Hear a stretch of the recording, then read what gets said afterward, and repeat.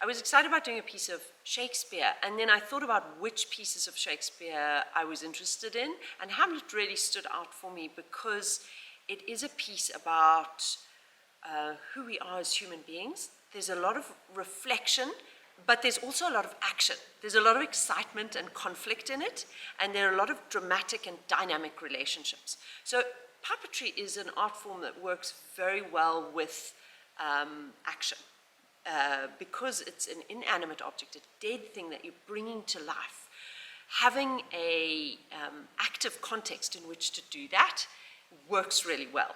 So Hamlet is an exciting story, but it's also a story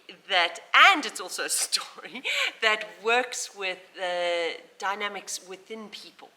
Hamlet himself is in very different states of mind during the production, and even from one line to the next, he is changing the way that he feels about himself and about how he wants to respond to his world and what the next step of action for him would be. Puppetry allows us to actually see those dynamics playing out before our eyes.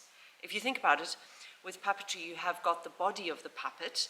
In our case, it's a larger-than-life head that's being manipulated by the performer with a piece of burlap of hessian that's hanging down and moving around, and then you've got the arm of the puppeteer that's the main head manipulator, which is coming out and acting as a hand. Then what you have on the other side is you have a second performer who's supporting the arm of the puppeteer and who is gesturing with the second arm. So you have two different people giving the arms of the puppet, and you have the head. So immediately you have three bodies. Let me get the right number of fingers. So you have three bodies representing one being. And of course what that opens up is the opportunity of, are those three bodies all moving in the same direction? Do they all want the same thing? Or are they perhaps in conflict? Are they in harmony? Is there a double voice coming out? And what does that double voice represent?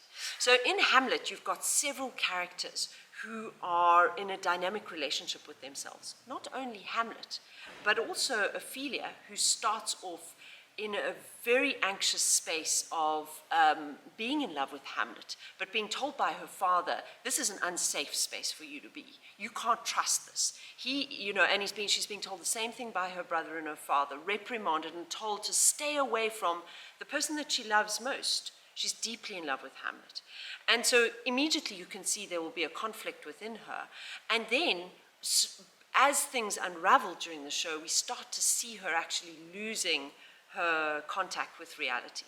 Now, what does that look like in a person when we are, how is a person seeing their own body when the mind is divorced from its grounding in the everyday world?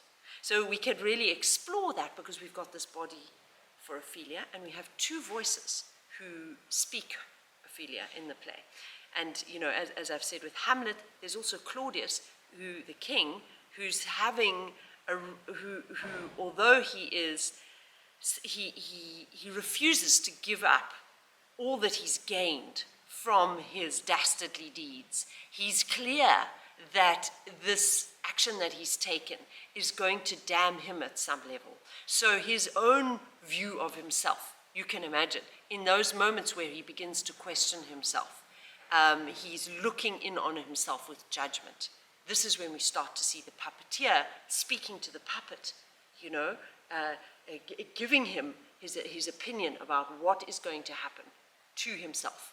I'm really excited about the way that we're able to expand this already extremely exciting story using this really fabulous medium.